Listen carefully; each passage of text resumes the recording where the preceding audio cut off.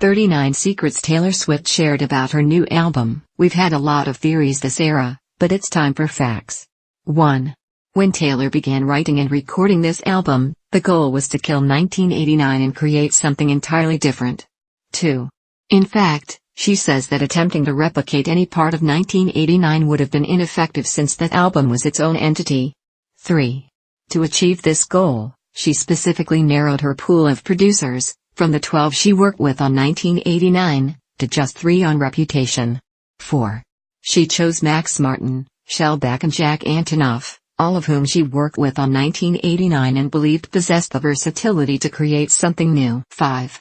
The first time Taylor felt she was really on to something with this album was after laying down I Did Something Bad. She and Max Martin were both in agreement that it sounded nothing like anything on 1989. 6. Speaking of I Did Something Bad, the song was originally written using just a piano, although you'd never guess that based on the final result. 7. And that sound effect after the chorus that goes, da-da-da-da-da-da, is actually Taylor's real voice. 8. Taylor says she woke up from a dream with the sound in her head, and decided it was so hooky and catchy that it needed to be in a song. 9. She then made the noise to Max Martin and asked what instrument they could use to replicate it. He told her that no such instrument existed, but that they could record her voice and pitch it right down so it became unrecognizable. 10. This instance wasn't the first time Taylor has woken up from a dream with a sound in her head that made it onto an album. The same thing happened during the 1989 era when she woke up hearing the operatic Stay. That went on to be used in All You Had to Do Was Stay. 11.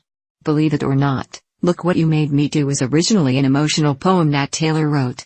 In fact, the verses in their entirety exist in the poem, but the chorus came during the recording sessions. 12. She and the producers loved the spoken refrain of Ooh, Look What You Made Me Do so much that they decided to strip away any other words. 13. There's a recurring theme of crime and punishment across the album, which actually starts in the opening song, Ready for It.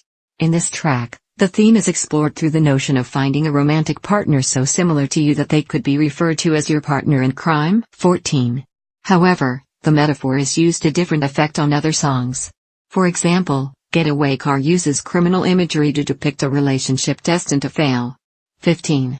Historically, the 5th track on any Taylor Swift album is emotional and vulnerable, and she upheld the tradition on Reputation. 16. In fact, Delicate is the first moment of real vulnerability on the album. 17.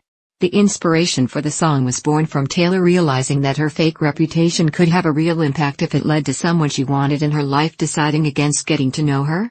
18. In fact, while the first few tracks on the album have a bombastic and carefree approach to her reputation, Delicate is about recognizing that perhaps it does carry some weight. 19. This track is also the first instance of the auto-tune style vocal effect that is then repeated throughout the album. The sound was achieved using a vocoder, which splits a singer's voice into chords that can be rearranged. 20. Taylor says the sound had a sad and vulnerable vibe that was perfect for the track.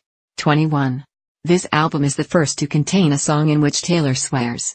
While she's used damn and hell before, she actually drops the S-bomb on I Did Something Bad. 22. It's also the first time Taylor references alcohol, and repeatedly at that. In fact, there are 13 references to drinking across the 15 tracks. 23. And despite never having used the phrase my baby in her discography before, it appears 17 times on Reputation. 24. Taylor wrote the lyrics to Dress a full year before recording it, and then cherry-picked her favorite lines when it came to recording. 25. She's particularly proud of the hook and dress, I only bought this dress so you could take it off, because while it sounds like a pickup line, it actually masks the deep and tender feelings in the song. 26. And while some people speculated that the song was about Ed Sheeran thanks to the reference to a best friend in the chorus, he has confirmed that he did not inspire the track. 27. The baby voice at the start of Gorgeous belongs to Blake Lively and Ryan Reynolds' daughter, James. 28. How the voice came to be used remains unclear though, because Taylor told several different versions of the story during her secret sessions with fans. 29. We do know, however, that she came up with the lyrics over the course of 2 weeks back in September last year. 30. We also know that Taylor changed several of the lyrics to Gorgeous between writing and recording it. One such lyric was, My reputation precedes both of us, which went on to be repurposed on Endgame. 31. Taylor included many of the lyrics from Reputation and Graffiti on the walls in the video for Ready for It, which was released before the album came out. Some of these lines, such as "They're burning all the witches," and "I love it you in secret," were noticed by fans. 32. However, there was one piece of graffiti that pretty much everyone missed, a crown with a heart beneath signifying the song King of My Heart. 33. Taylor had a specific goal for this song. She wanted to convey the definitive phases of a relationship, and the specific moments a couple realize they've transitioned into a new phase. Speaking about the song, Taylor explained, "I've always wanted to structure a song where each individual section sounded like a move forward in the relationship while still being listenable. I wanted the verse to seem like its own phase, the pre-chorus to have its own phase and chorus to have its own phase. I wanted them to have their own identity but seem like they were getting deeper as the song went on." 34. You may have noticed the repeated mention of things being gold or golden across the album. Well, back in 2012, Taylor wrote in the liner notes of Red that she thinks real love shines golden like starlight, and that she might write a whole album about that kind of love if she ever found it. 35. Taylor says the album is very linear in its timeline. It starts out with rebellion and anger and angst before she falls in love and changes her priorities. She says the final tracks are representative of her current emotional state. 36. Taylor and Jack Antonoff wrote New Year's Day in his apartment and the whole process came together so unbelievably quickly that they texted each other the next day to check it wasn't a dream. 37. She was inspired to write the song after thinking about how New Year's Eve kisses are romanticized, and yet the notion of a person dealing with you on New Year's Day by handing you Advil and helping you clear up the house is arguably a more romantic statement of permanence. 38. There are two lyrics in the song that Taylor says she wrote a really long time ago.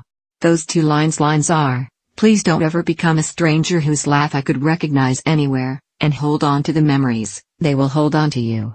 She says she was saving the lines for the right song and felt they fit perfectly on the final track. 39.